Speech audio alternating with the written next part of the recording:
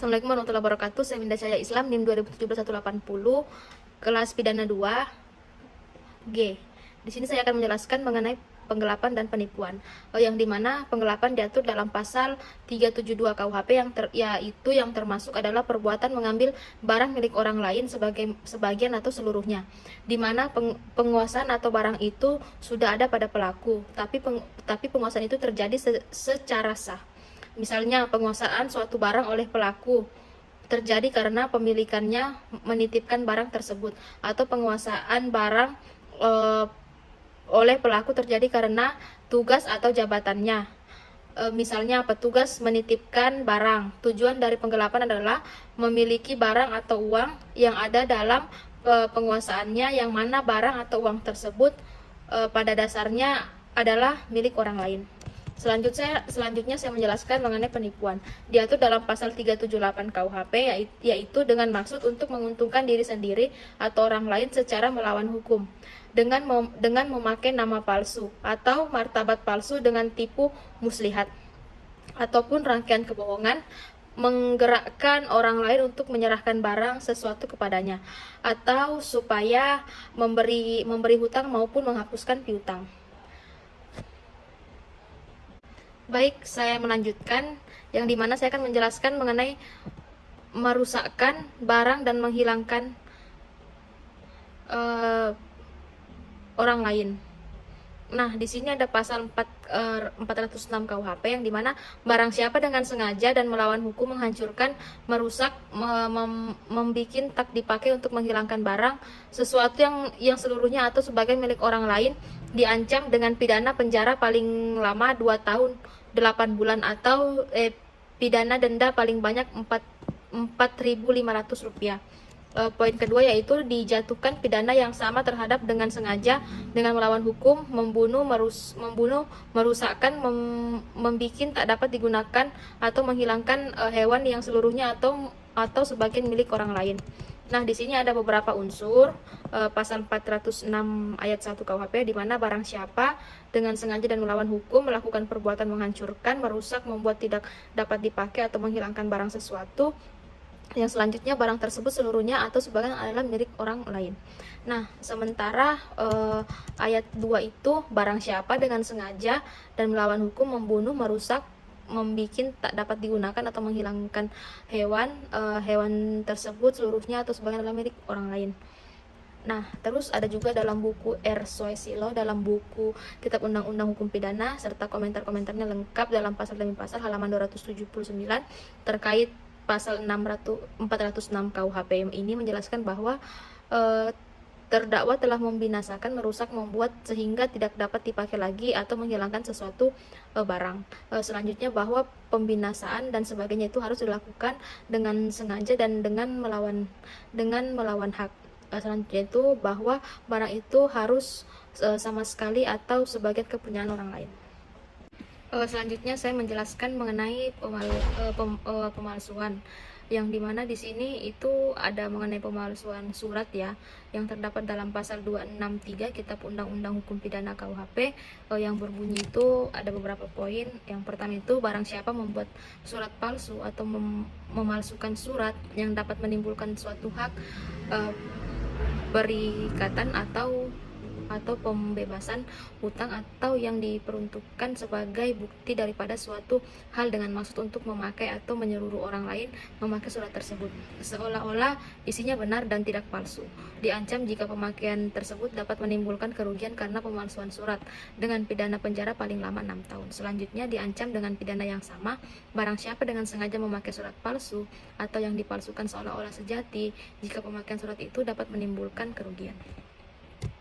Selanjutnya di dalam pasal 264 KUHP ditegaskan bahwa pemalsuan surat diancam dengan pidana penjara paling lama 8 tahun jika dilakukan terhadap akta-akta otentik, surat hutang atau sertifikat, surat sero atau hutang atau sertifikat sero, talon, tanda bukti defisit atau bunga, selanjutnya surat kredit.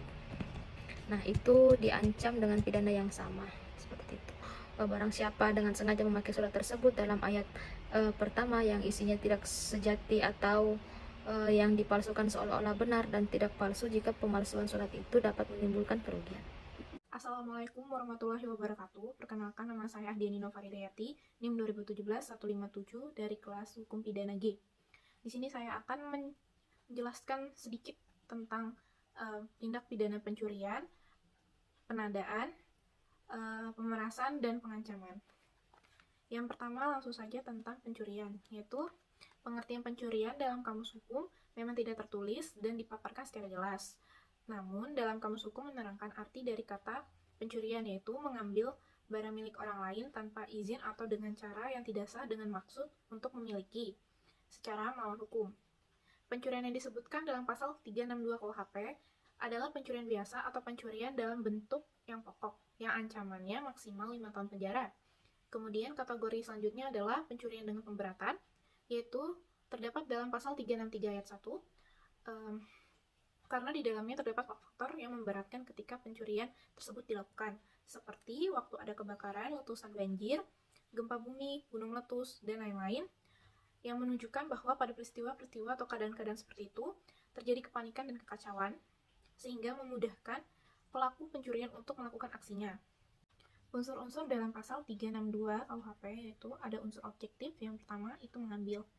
Unsur mengambil ini mengalami berbagai penafsiran sesuai dengan perkembangan masyarakat. Dalam pencurian, mengambil yang dimaksud adalah mengambil untuk dikuasai. Maksudnya adalah waktu pencuri mengambil barang tersebut belum ada kekuasaannya. Pencurian dikatakan selesai apabila barang tersebut sudah pindah tempat. Pengambilan tersebut harus dengan sengaja dan dengan maksud untuk memiliki. Apabila seseorang mengambil barang milik orang lain karena keliru, tidak termasuk pencurian. Yang kedua yaitu barang yang seluruhnya atau sebagian kepunyaan orang lain. Pengertian barang juga mengalami proses perkembangan. Barang yang semula ditafsirkan sebagai barang-barang yang berwujud dan dapat dipindahkan atau barang bergerak, tetapi kemudian ditafsirkan sebagai setiap bagian dari harta benda seseorang. Termasuk hal ini adalah aliran listrik, di mana aliran listrik termasuk pengertian barang yang dapat menjadi objek pencurian, karena di dalamnya mempunyai nilai ekonomi bagi seseorang. Barang yang tidak ada pemiliknya tidak dapat menjadi objek pencurian, yaitu barang-barang dalam keadaan yang pemiliknya telah melepaskan haknya. Unsur subjektif yang meliputi yang pertama dengan maksud. Istilah ini terwujud dalam kehendak atau tujuan pelaku untuk memiliki barang secara melawan hukum. Yang kedua, untuk memiliki. Yang ketiga, secara melawan hukum, yakni perbuatan memiliki yang dikehendaki tanpa hak atau kekuasaan sendiri dari si pelaku. Pelaku harus sadar bahwa barang yang diambil adalah milik orang lain. Dalam KUHP dijelaskan bahwa ada beberapa kategori tindak pidana pencurian, antara lain pencurian biasa, yaitu pasal 362 KUHP. Pencurian biasa terdapat dalam Undang-Undang Pidana yang dirumuskan dalam pasal 362 KUHP yang berbunyi, barang siapa yang mengambil barang yang sama sekali atau sebagian kepunyaan orang lain dengan maksud untuk memiliki barang itu dengan melawan hukum, dipidana karena mencuri dengan pidana selama-lamanya 5 tahun atau dengan benda sebanyak-banyaknya Rp9.000. Dari pengertian 362 memiliki unsur pencurian ini sebagai berikut. Tindakan yang dilakukan yaitu mengambil untuk dikuasai, maksudnya untuk penelitian mengambil barang dan dalam arti sempit berbatas menggerakkan tangan dan jari-jarinya memegang barang untuk mengalihkan ke lain tempat, maka orang itu belum dapat dikatakan mencuri. Akan tetapi ia baru mencoba mencuri. Yang kedua, yang diambil adalah barang. Yang dimaksud dengan barang pada dasarnya adalah benda bergerak yang mempunyai nilai ekonomis. Pengertian ini adalah wajar karena jika tidak ada nilai ekonomisnya, sukar dapat diterima akal bahwa seseorang akan membentuk hendaknya mengambil sesuatu itu sedang diketahuinya bahwa yang akan diambil itu tidak ada nilai ekonomisnya. Yang ketiga, status barang.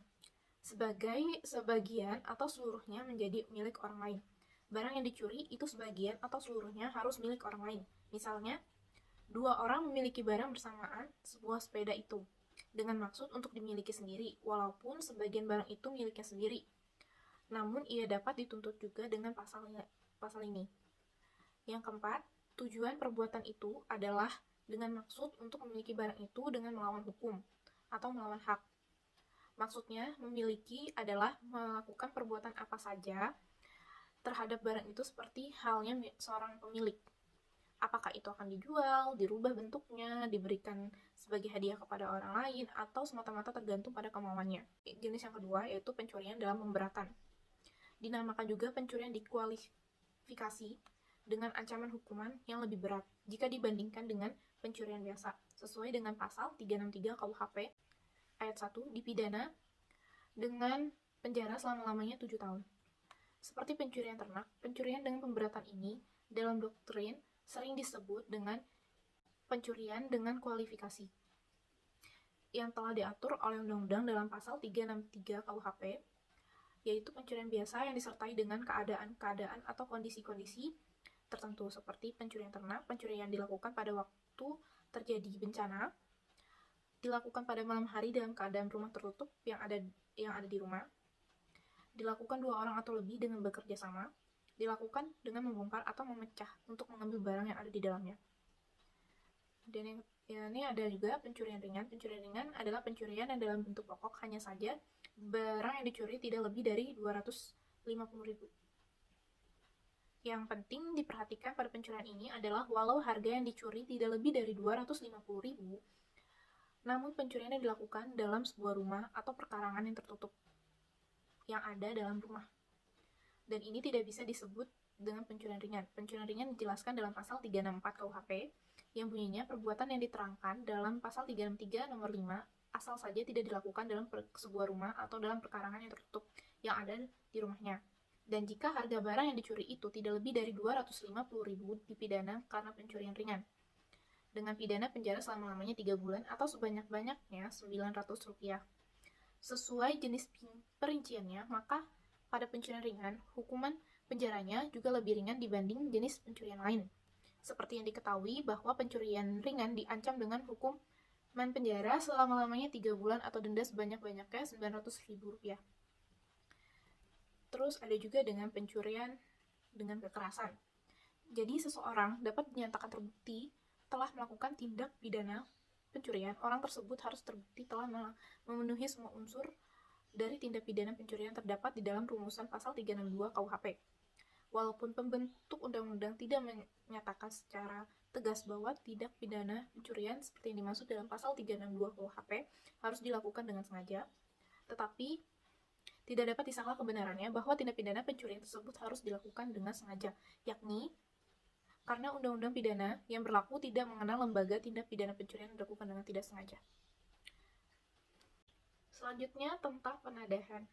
Penadahan dibagi ke dalam beberapa jenis berdasarkan dari bentuk dan berat ringannya penadahan itu sendiri, yaitu yang pertama ada penadahan biasa. Tindak pidana penadahan erat kaitannya dengan tindak pidana terhadap harta kekayaan orang lain dan diatur dalam pasal 480 KUHP. Di dalam 480 terdapat rumusan penadahan dalam ayat 1 yang mempunyai unsur-unsur sebagai berikut. Yang pertama, yaitu unsur objektif. Unsur objektif yang pertama lagi, perbuatan kelompok. 1, yaitu membeli, menyewa, menukar, menerima gadai, menerima hadiah.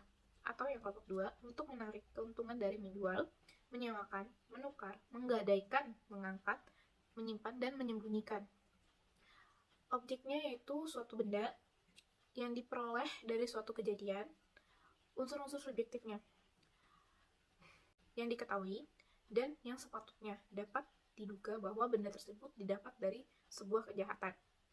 Dari rumusan itu dapat dilihat bahwa terdapat perbedaan dari kedua unsur tersebut, yaitu pada unsur kedua perbuatan didorong oleh suatu motif untuk menarik keuntungan dan motif ini harus dibuktikan, sedangkan bentuk pertama tidak diperlukan motif apapun. Sedangkan dalam ayat 2 dirumuskan penadahan terdiri dari unsur berikut, yaitu unsur objektifnya, perbuatan yang bertujuan menarik keuntungan dari yang kedua, objeknya adalah hasil dari suatu benda. Yang ketiga, yang diperoleh dari suatu kejahatan. Dan unsur subjektifnya yang diketahui atau patut menduga benda itu hasil dari kejahatan. Dan yang kedua yaitu tentang penadahan sebagai kebiasaan. Penadahan sebagai kebiasaan dimuat dalam pasal 481 KUHP. Mempunyai unsur-unsur objektif. Yang pertama, perbuatan kelompok 1 yaitu membeli, menyewa, menukar, menerima gadai, menerima hadiah, dan kelompok 2 untuk menarik keuntungan dari menjual, menyewakan, menukarkan, menggadaikan, mengangkat, menyimpan, dan menyembunyikan. Terus yang kedua, unsur yang kedua itu objeknya adalah suatu benda. Yang ketiga, yang diperoleh dari suatu kejadian. Dan unsur-unsur subjektifnya, yang pertama, yang diketahui. Dan yang kedua, yang sepatutnya dapat diduga bahwa benda tersebut dapat dari sebuah kejahatan. Dari rumusan di atas, dapat dilihat bahwa terdapat perbedaan dari kedua unsur tersebut, yaitu pada unsur kedua, perbuatan didorong oleh suatu motif untuk menarik keuntungan, dan motif ini harus dibuktikan. Sedangkan bentuk pertama tidak perlu motif apapun juga. Lanjut ke ayat 2, dirumuskan penadahan terdiri dari unsur objektif dan subjektif. Unsur objektifnya yaitu yang pertama, perbuatan yang bertujuan menarik keuntungan dari. Yang kedua, objeknya adalah hasil dari suatu benda. Yang ketiga, yang diperoleh dari suatu kejahatan. Dan unsur subjektifnya yang pertama, yang diketahui atau. Dan yang kedua, patut menduga benda itu hasil dari kejahatan. Dalam penadahan, ini merupakan sebagai suatu unsur kebiasaan yang terus-menerus dilakukan dan yang dapat dijadikan sebuah kebiasaan sesuai dengan dimuat dalam pasal 481 tersebut. Ya, selanjutnya yaitu tindak pidana pemerasan. Tindak pidana pemerasan dan tindak pidana pengancaman merupakan suatu perbuatan yang bertujuan memeras orang lain. Untuk pemerasan diatur dalam pasal 368 KUHP dan pengancaman diatur dalam pasal 369 KUHP. Oleh karena itu, dalam KUHP sendiri sudah menggunakan kedua nama tersebut untuk menunjuk pada tindak pidana yang diatur dalam pasal 368 dan 369 KUHP. Unsur objektifnya yaitu yang pertama, memaksa, yang kedua, orang lain, yang ketiga, dengan kekerasan atau ancaman kekerasan, yang keempat, untuk memberikan atau menyerahkan suatu barang yang seluruhnya atau sebagian kepunyaan orang lain, yang kelima, mempunyai supaya memberi hutang, dan yang keenam, memberi untuk menghapus piutang. Unsur subjektifnya yaitu ada dua, yang pertama dengan maksud, dan yang kedua untuk menguntungkan diri sendiri atau orang lain. Beberapa unsur yang dimaksud itu tadi dijelaskan bahwa unsur memaksa, dengan istilah memaksa dimaksud adalah melakukan tekanan pada orang lain sehingga orang itu melakukan sesuatu yang berlawanan dengan kehendaknya sendiri. Yang kedua, unsur untuk memberikan atau menyerahkan suatu barang. Berkaitan dengan unsur itu, persoalan yang muncul adalah kapan dikatakan ada penyerahan suatu barang. Penyerahan suatu barang dianggap telah ada apabila barang yang diminta oleh pemeras tersebut telah dilepaskan dari kekuasaan orang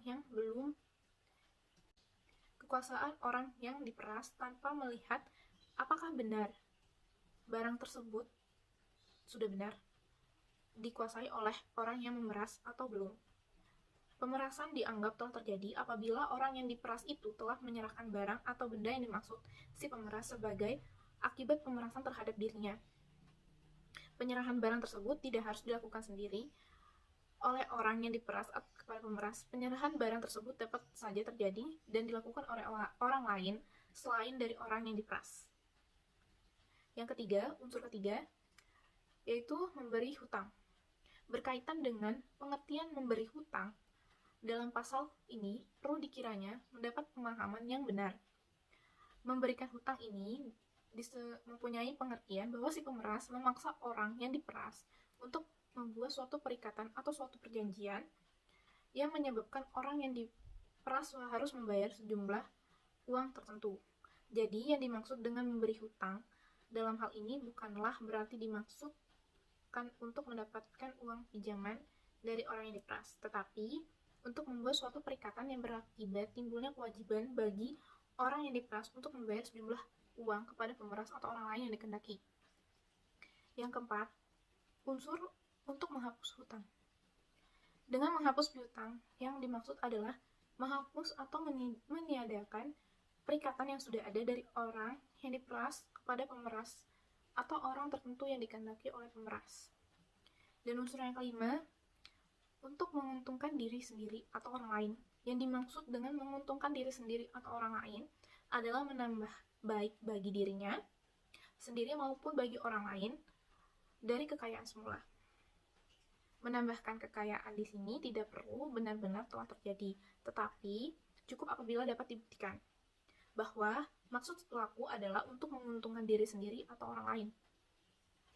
Berdasarkan pasal 368 ayat 2 KUHP, tindak pidana pemerasan diberatkan ancaman pidananya apabila yang pertama, tindak pidana pemerasan itu dilakukan pada waktu malam dalam sebuah rumah atau perkarangan tertutup yang ada rumahnya, atau apabila pemerasan dilakukan di jalan umum atau di atas kereta api atau tram yang sedang berjalan. Ketentuan ini berdasarkan pasal 368 ayat 2 dan juga pasal 365 ayat 2 dengan ancaman pidana selama 12 tahun penjara. Dan yang kedua, tindak pidana pemerasan itu dilakukan oleh dua orang atau secara bersama-sama sesuai dengan ketentuan pasal 368 ayat 2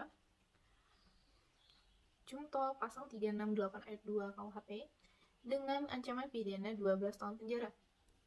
Dan yang ketiga, tindak pidana pemerasan, di mana untuk masuk ke tempat melakukan kejahatan dilakukan dengan cara membongkar, merusak atau memanjat, memakai anak kunci palsu, perintah palsu atau jabatan yang memakai seragam, sesuai dengan ketentuan pasal 368 ayat 2 Junto pasal 365 ayat 2 KUHP dengan pidana penjara 12 tahun.